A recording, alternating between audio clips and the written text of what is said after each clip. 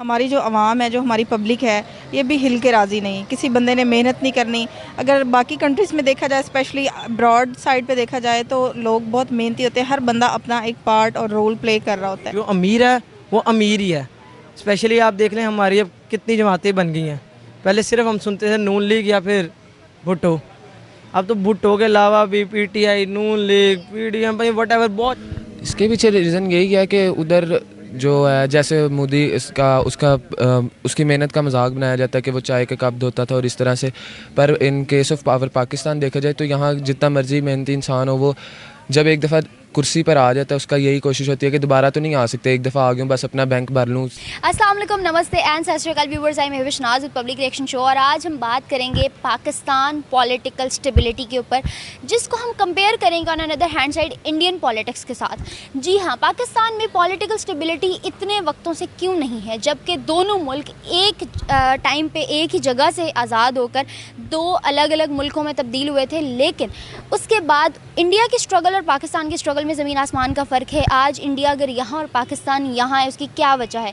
पाकिस्तान में आज भी जंग आपस में लड़ी जा रही है और इंडिया दुनिया से लड़ रहा है। इस सारे के पीछे क्या रीज़न्स हैं? पाकिस्तानी अवाम इस बारे में क्या राय रखती है, ये हम जानते हैं लोगों से। और इस बारे में बीइंग अ पाकिस्तानी मेरी क्या राय है, मैं आपको बताऊँगी वीडियो के एंड में। So keep watching. अस्सलाम वालेकुम। वालेकुम अस्सलाम। क्या नाम है आपका? बख्तावर नौरीन। मोहम्मद इब्राहिम। ज़ियाउर रहमान। सदाकत हुसैन। मेरा सवाल आज का आपसे ये है कि पाकिस्तान में पॉलिटिकल स्टेबिलिटी क्यों नहीं है, और ऑन अनदर हैंड साइड अगर हम देखें तो इंडिया में पॉलिटिकल स्टेबिलिटी कंपैरेटिवली पाकिस्तान काफ़ी हद तक ज़्यादा है। क्या रीज़न्स हैं इसके पीछे? अच्छा, मेरे ख़्याल से, वैसे मैं ज़्यादा इस पे बात नहीं करती, लेकिन मेरे ख़्याल से तो इसकी रीज़न ये है कि हम सारी बात हुक्मरानों पे नहीं डाल सकते। हमारी जो आवाम है, जो हमारी पब्लिक है, ये भी हिल के राज़ी नहीं। किसी बंदे ने मेहनत नहीं करनी। अगर बाकी कंट्रीज़ में देखा जाए, स्पेशली ब्रॉड साइड पे देखा जाए, तो लोग बहुत मेहनती होते हैं। हर बंदा अपना एक पार्ट और रोल प्ले कर रहा होता है। लेकिन हमारे यहाँ ऐसा नहीं है। सब ने बात करनी है, लेकिन किसी ने अपने कंट्री के लिए कुछ करना नहीं है। हम सब ने बैठना है, बैठ के बातें करके उठ जाना है, लेकिन हमने उसके लिए कुछ प्रोडक्टिव नहीं करना, कुछ ऐसा प्रोग्रेसिव नहीं करना कि जिससे हमें लगे कि शायद हमारी कंट्री की जो सिचुएशन है वो बेटर हो सकती है, या हम बेटरमेंट की तरफ जा सकते हैं। बेसिकली पॉलिटिकल स्टेबिलिटी इसलिए नहीं है कि जो ख़ानदानी विरासत से जो पॉलिटिक्स हो रही है ना, वही चल रही है। जिस तरह बाप है, बाप के बाद बेटा है, वही पॉलिटिशियंस हैं, इस तरह ही। और दूसरी बात ये कि जो पॉलिटिकल पॉइंट ऑफ व्यू से एक चीज़ देखी जाती है, वो ये होता है कि जो अमीर है वो अमीर ही है। स्पेशली आप देख लें हमारी अब कितनी जमातें बन गई हैं। पहले सिर्फ हम सुनते थे नून लीग या फिर भुट्टो। अब तो भुट्टो के अलावा भी पीटीआई, नून लीग, पीडीएम, भाई वट बहुत चीज़। हर इंसान अपनी जंग लड़ रहा है बेशक आपस में यहाँ पे अगर हम भी जंग लड़ रहे हैं ना, तो वो उनकी वजह से ही लड़ रहे हैं। हम गरीब हो रहे हैं या अमीर हो रहे हैं या हमारा करियर मुश्किल में, तो उनकी वजह से है और कुछ भी नहीं है। हम बस यही कहेंगे कि हमारे मुल्क को इन्होंने बहुत गंदा कर दिया है। पेट्रोल से लेकर हर चीज़ महंगी कर दिया है। आप कुछ लेने चले जाएं आज के दौर में, आप एक चीज़ लेने जाएंगे तो वो आप आधी लेंगे। बहुत मुश्किल हो गई है मुल्क में। इसके पीछे रीज़न यही है कि उधर जो है, जैसे मोदी उसकी मेहनत का मजाक बनाया जाता है कि वो चाय का कप धोता था और इस तरह से। पर in case of power Pakistan देखा जाए तो यहाँ जितना मर्जी मेहनती इंसान हो, वो जब एक दफ़ा कुर्सी पर आ जाता है उसका यही कोशिश होती है कि दोबारा तो नहीं आ सकते, एक दफ़ा आ गया हूँ बस अपना बैंक भर लूँ, नस्लें संवर जाएँ और ख़त्म। सिर्फ यही वजह है जो अब तक। और बकाया एक हुक्मरान की और आवाम के एक कुछ कनेक्शंस होते हैं जो बहुत कम है यहाँ पर। पाकिस्तान में बहुत कमी है इस चीज़ की। उसके अलावा बकाया जो मर्ज़ी हो जाए, इमरान खान को ही वोट देना है। हम लोग अगर उनके स्कीम्स को देखें, जो कि उन्होंने रूस के साथ एक डील कर रहा था कि हम लोग 30% कम रेट के ऊपर क्या कर रहे थे, फ्यूल परचेज़ करना चाह रहे थे। लेकिन इंडिया ने क्या किया?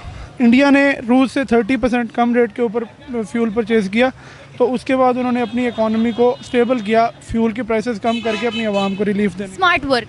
जी, ऐसे ही कहेंगे कि हम लोग, उन्होंने स्मार्टली प्ले किया, तो उसके बाद वो क्या कहते हैं, अपनी इकॉनमी को स्टेबल किया और अपनी आवाम को रिलीफ दिया। अब इस टाइम अगर हम लोग देखें, अब जिस बंदे की यहाँ पे जो दिहाड़ीदार तबका है, जैसे कि हम लोग देखेंगे उसकी इनकम 800 रुपया या 1000 रुपया पर डे है।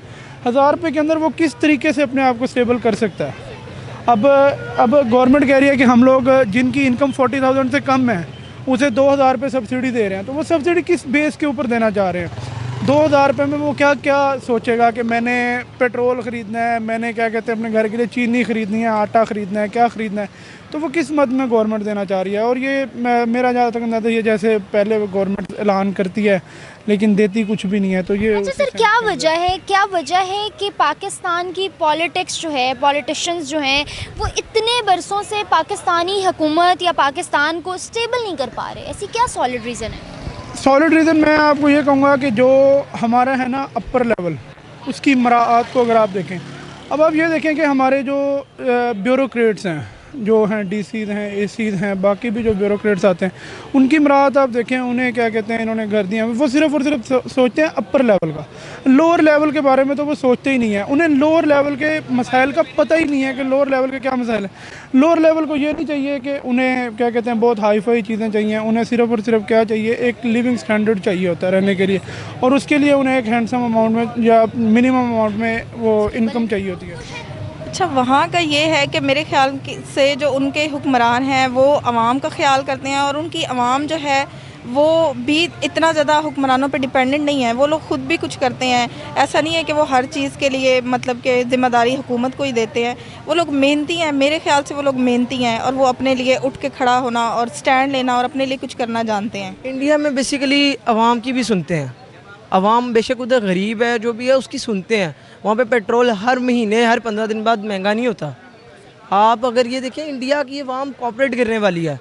हम मुसलमान होके भी कोऑपरेट नहीं कर सके एक दूसरे के साथ। बहुत मुश्किल है हमारे मुल्क में, बहुत मुश्किल है। अच्छा, इसके बारे में मेरे पास ज़्यादा नॉलेज नहीं है, पर बहुत मेरे पास थोड़ा सा ही इसका नॉलेज है कि शायद BMW ने एक दफ़ा कॉन्ट्रैक्ट करने की कोशिश की थी पाकिस्तान के साथ कि उसके सारे एम्प्लॉयज़ पाकिस्तान से लिए जाएंगे और बाद में इतने साल का कॉन्ट्रैक्ट होगा, कुछ मशीनें जो भी चाहिए होती हैं वो यहीं पाकिस्तान रह जाएंगी।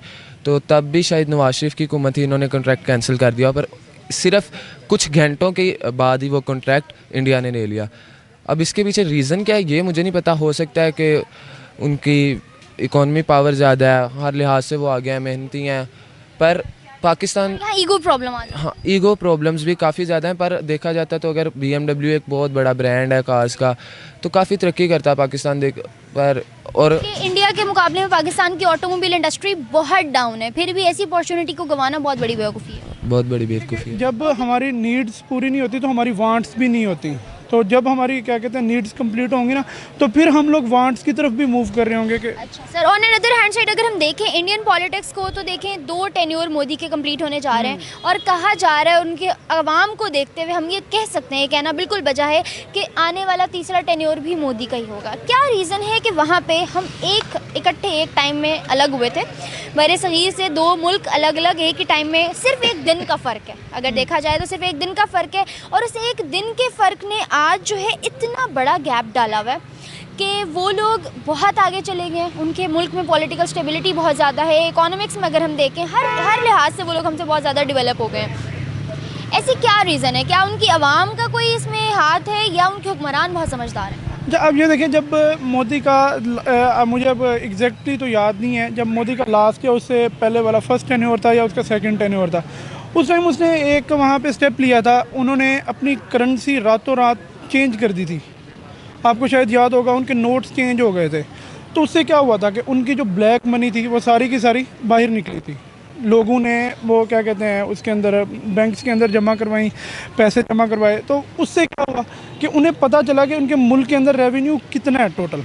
अब इस टाइम पाकिस्तान के अंदर क्या है, पाकिस्तान के अंदर ये है कि हम लोग अपर लेवल का, जैसे मैंने पहले आपको एक्सप्लेन किया कि अपर लेवल तो अपनी ज़रूरतें पूरी करती रहती हैं। जब कोरोना के डेट में देखें, जिस बंदे की एक इंडस्ट्री है उसने तो अमीर से अमीर तर नहीं होना है ना, उसने तो गरीब नहीं होना ना। अब गरीब का क्या है, गरीब को 210 में जब वो फ्यूल जाके परचेज़ करेगा तो वो 210 में चलें, उसने 1 लीटर उसका फ्यूल डेली का भी लग रहा है, तो बाकी 1000 रुपये में बाकी जो अमाउंट बचती है वो 790 रुपीज़ बचते हैं।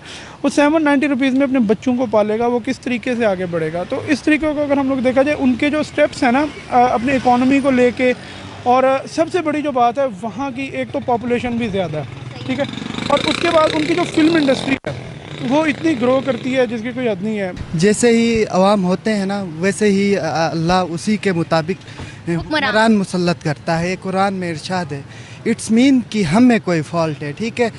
72 सालों से यही हुक्मरान चेंज होते हुए आते हैं, कभी PMLN के शक्ल में, कभी PPP की शक्ल में, कभी PTI की शक्ल में।